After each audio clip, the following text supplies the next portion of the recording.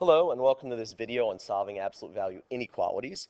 I hope, I'm going to assume, that you've seen my video on solving absolute value equations because I touch on some ideas there in that video within this one. In that video, I did a very specific discovery portion of how a certain model we used to solve absolute value equations worked. I can't do the discovery portion in this video because it's a bit long. So although the problems I'll do examples of here do have some great subtleties about them, and they're somewhat challenging. That means I think this video is decently comprehensive. It's going to be a mechanical standpoint. Okay, it's going to be if you do this, you're going to get the problems right. There's a very rich concept, and the discovery behind it is very cool. I just want to leave it out of the video here for length. Okay, so like I said, we're going to be using a model today. Actually, we're going to use two of them. Here they are. I'm not going to develop the models. We are going to just put them to use. Okay? Now, that sounds somewhat limited, but I think I kind of throw everybody here a bone that's watching, per se, because I do a couple of problems that have some nuances here that aren't really mechanical that I think are very valuable as well. So, before we get started, I want to just kind of take a quick look at absolute value, the definition. Okay, it's a good working definition, little informal, but very tight still. Definition of the absolute value of a number is the distance of that number to zero. Okay, key word here being distance. Okay, you should know that. So you need to be able to keep some things in mind about how distance just works at a physical level. Okay, and we want to be able to see that and say that the absolute value, because it is a distance, it's never negative. Okay? And that means also that it's always greater than or equal to zero. Okay? Now, I'm going to specifically put a note here in green about two examples because when I do the problems and I sort of hit the green portion, okay, the green step, it's where this comes into play. Okay, so let's examine what this means if absolute value is never negative. Okay, so if you encounter a problem that says something like the absolute value of x is less than some negative number, I'll do a discrete example here like -3. Well, don't forget, you'd always replace the idea of absolute value with the word distance. And this, as a sentence, would then say the distance to zero is less than -3. Well, that's impossible. Okay, so in fact, what you're saying here is because it's impossible, x is equal to null set. Okay? There are no numbers that will ever make that true because we said absolute value is a distance. That means it's got to be 0 or greater. So when's it less than -3? Never. Okay? Now similarly, you might encounter a problem that looks like this. I'll give you another discrete example. Absolute value of y is greater than -10. Okay? Well, you'd have to be able to think here too a little bit and be cognizant of what's going on. Okay? And I guess you could sort of recognize that because if you ever get a problem where the bars are isolated and then you're dealing with negatives, that's when you got to really pay attention. Okay? So if again, the distance of some number y to 0 is greater than -10, I don't need to know what y is. I know that distances are always 0 or more, so this is always going to work. It's never impossible, is how I'll refer to it when we encounter it. So this problem would be y is all real numbers. Because it's impossible to find a number, excuse me, thinking one word, writing another. It's impossible to find a number that doesn't work. It means all real numbers do work. Okay? So, again, just be careful when you're encountering absolute value is less than or absolute value is greater than some negative number. Now we saw when we did equations when it was equal to a negative number, similarly there was a null set problem. The one thing that's a little bit different here is when we get these special circumstances, it's not always null set. It might be null set or all reals. Okay, so that's a little different, the difference in terms of dealing with inequalities compared to equations. So let's get some examples going here, and we'll see how putting these two models to work here. Now, before I get into that, I want to make sure that you understand the importance that one model contains an and the other model contains an or. That is not arbitrary and it's not negotiable. They are, in fact, specifically and or compound inequalities in the model. Okay, and you have to get them right. Now, that's where the discovery portion would sort of kick in. You sit there and go, well, why? Okay, so, ask your teacher or ask me in class, and I'll, try and cover that.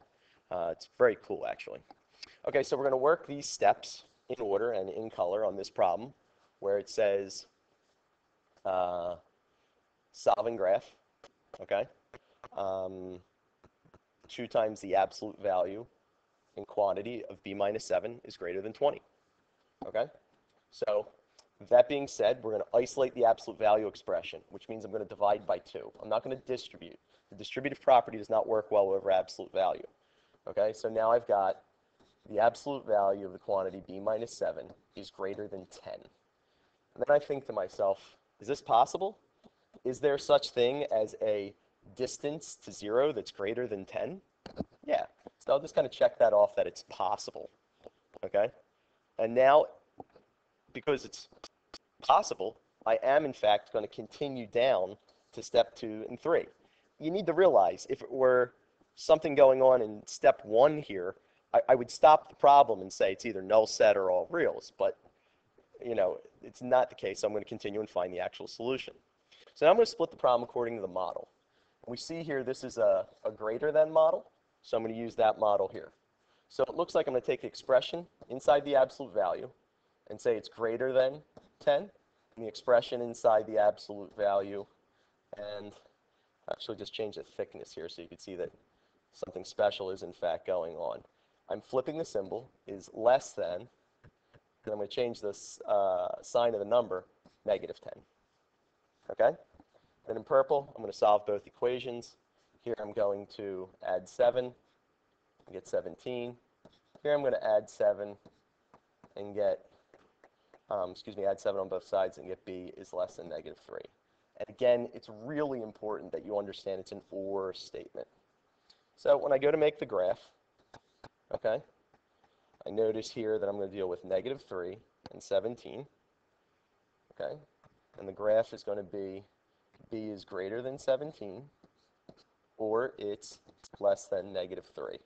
Now you have to be able to understand how an OR graph works, and I'm not reviewing that here, but that graph should make a lot of sense if you're at this point in the curriculum. Okay? So that's an example of a greater than inequality that's not a special case. Okay? It's a mechanical example because it's possible. In fact, it's never not impossible. So I actually did these steps once I isolated the bars. Okay? So let's take a look here at another example. It says solving graph, the absolute value of the quantity m plus 5 is, plus 6 is less than 12.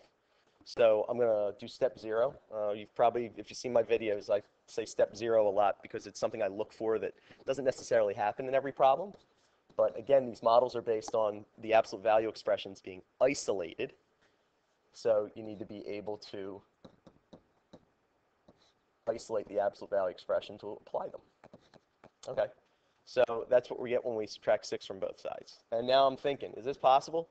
Is there such thing as a distance to 0 that's less than 6? Yeah, like a distance like 2, 3, 4, 4.8, something like that. So check, it's possible. Okay, it's never not impossible. It's not never impossible, excuse me. So I'm going to split the problem according to the model. You see here that this is a less than problem, so I'm going to use this model, which means take the expression and just drop the bars, okay? Take the expression with the bars dropped again, but flip the symbol and change the sign to negative, okay? Now, I'm going to make sure that when I solve these, okay, now that I've split them, we're going to subtract 5. I'm going to get m is less than 1, subtract 5. I'm going to get m is greater than negative 11. And again, it's essential that you understand that this is an AND problem. Okay? So that solution, I'm now going to graph. Make a quick graph here for 1, negative 11, and I'm looking for the numbers that are smaller than 1 and greater than 11. And that's a quick AND graph. Okay? Very important to be able to make a compound inequality accurately. Excuse me. Now, a quick little way for you guys to do a little memory about these models, okay, of when it's AND or when it's OR. So if you just kind of remember the phrase GOLA, okay, something they would yell at a soccer game. If you're watching an international soccer game, you would hear that a lot. You see that the less than is AND, and the greater than creates an OR problem. So that's how you're going to remember that little nuance there. And let's grab up another example here. Okay? So it says here the absolute value of 8x plus 9 is less than 4. So step 0, I'm going to isolate the absolute value expression. And here I'm going to be able to get the absolute value of 8x is less than negative 5. Okay? So now it's time to think. Is this possible? Well, if you're thinking about it appropriately, you're realizing that this absolute value means distance. Okay? So it says the distance is less than negative 5. So we set up here in the beginning, distance is never negative. So this leads us to realize very quickly that x is null set. Okay? There are, in fact, no numbers for x that will ever make that true. Again, like we said, once you isolate the bars, and regardless of the symbol you have there, even if it's equals, you got to be real careful if you're dealing with a negative, because you have to, in fact, think. Okay? One more example. We'll take a look at this. 1/3 of the absolute value of 4y is greater than or equal to negative 5. And what we need to be able to do there is follow these mechanical steps again. And we're going to isolate the absolute value expression. So I'm going to multiply by 3 on both sides to start. That's going to cancel my 1/3. And I get the absolute value of 4y is greater than or equal to negative 15. Okay, well, I've encountered a negative once I've isolated the bars, so I have to think here. Okay? This says there's a distance of some number to 0 that's bigger than negative 15. Well, all distances are bigger than negative 15 or equal to, because all distances are positive, which takes us back to this idea, that it's always greater than or equal to 0 when you're dealing with absolute value. So this is never impossible to find, this statement. So what we're going to say here is that y is all real numbers. Okay?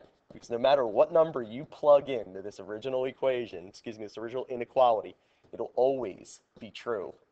Okay? So always be true, all reals. Never going to be true would be null set. So it's all real numbers. Okay? So I hope this video was helpful. I'm sorry it didn't have the discovery portion. These models, if you notice, they're pretty patterned. You can put them to memory pretty quickly. I'll show some pieces of how to memorize them in class. And you have to be able to sort of apply them in the right circumstances. But as the case was with equations, as is with inequalities, this non-mechanical step inside these mechanical steps is very important. You have to be able to think, okay? You're always mindful. Is your answer going to make sense? When you're applying mechanical steps, you can't escape certain basic facts in number theory. So kind of pay attention to that. Okay, enjoy. Hope this was useful, and tell your friends and share.